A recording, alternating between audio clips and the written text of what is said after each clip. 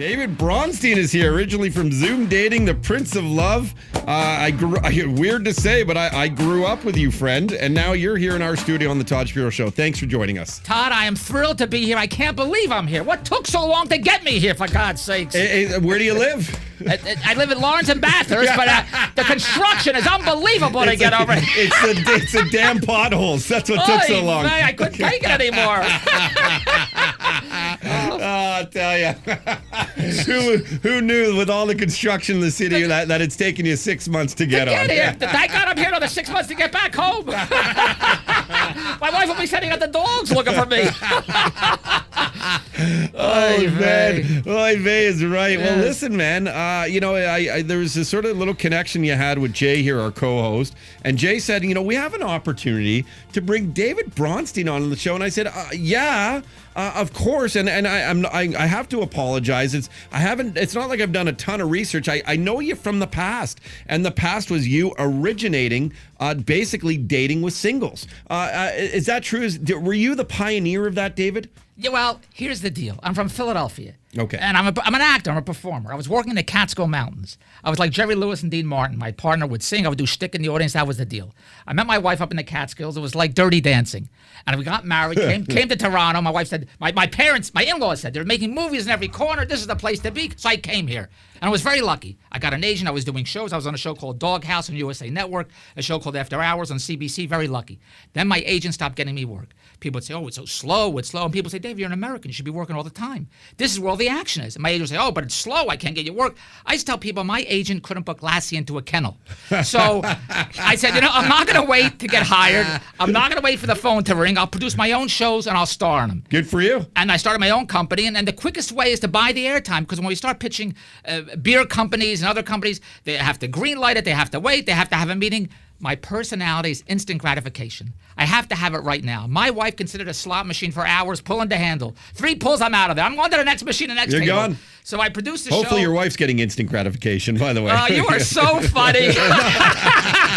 Oh, you've been talking to my wife. So she said it's the road bump, the speed bumps. Yeah, that's all it is. It's all the construction. All the construction. But yes, the competitors at the time were all in the newspaper. All my competitors were in the newspaper, and I said, I'm not going to compete with price. I'm going to go on TV, and I'm going to say, talk to these girls. It's going to cost you $50. And my competitors were charging 5 cents a minute, 2 cents a minute. And people said, what, are you out of your mind? No one's going to pay $50 to talk to girls. I said, well, then they won't call. Either you're going to call or you're not going to call. And thank God they called. And they called. And the reason I would say on TV, go to the phone, call this number. What are you looking at me for? It was costing me money for the airtime. That's why. You had to send them there. I had that. It was all real. Well, how brilliant is that, man? As an entrepreneur and an actor, you realize you'll use your personality, and it's very dynamic, and it's very engaging, and you're a fun guy. I mean, and you're self-deprecating, I would think. At least you seem to be on air, which was great. And then wow, people are watching you late at night. And I was one of those guys. I'm watching late at night going, okay, how do I get my dad's Visa card to go and call, like, to meet some singles? Right. But really, you took that step. And it's funny how that step now, in all aspects of entertainment, is true to itself, where most people now have to sort of buy their own airtime, have to get their own financing into place to create themselves as a personality, whether you're a NASCAR driver or whether you're you're trying to produce a movie as an independent now. All these singers are going that way. They don't want to use the big EMIs or the big Universals and stuff. So I mean, you must feel very proud about that accomplishment alone. I was proud about the cash. Because I always had stars in my eyes to be an actor, to go to Hollywood, that whole scene. Yeah. And when we start booking airtime on TV, and I got to tell you, my business partner was named Andrew Wells, and he mortgaged his house for $40,000, and we took $20,000, we put it on television, and that $20,000 the first month got us a check for $104,000.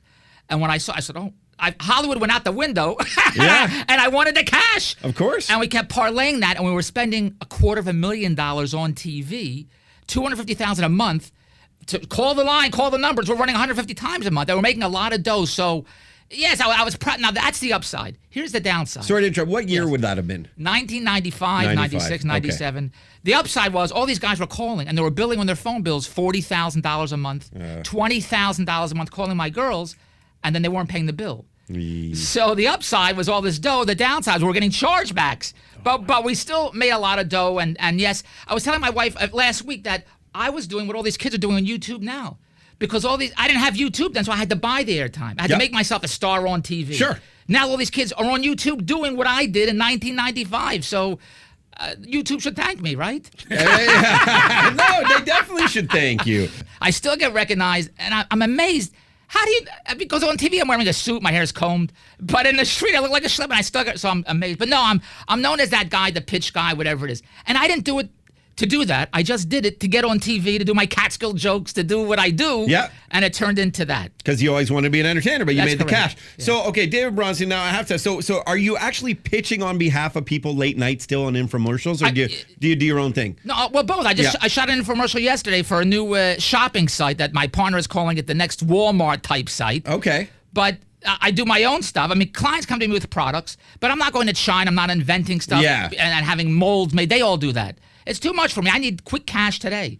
So it's just easy to say, what product do you have? Let me go on TV. You'll pitch it for them. You're recognizable, people like you. So you're actually acting. Yes, correct, yes. Yeah, which is what you wanted to do. Now, to buy time in the infomercial world back in '95, you said that would cost about $25,000 a night or $40,000 a night or something. Well, no, actually, then and even now, depending what time, what channel, all that stuff, you can get a half hour for $200, $300 a half hour, $500 a half hour. A lot of people don't know this.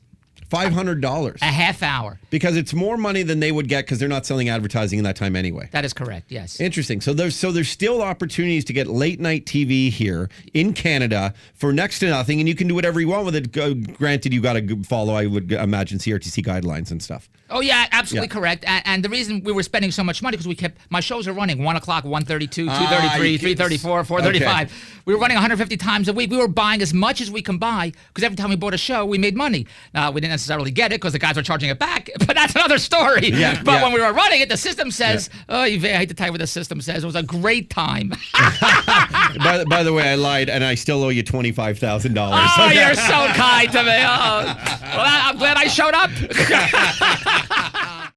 Hey, I'm Jay Brody. Subscribe to our YouTube channel and leave a comment. We read the best ones on the air.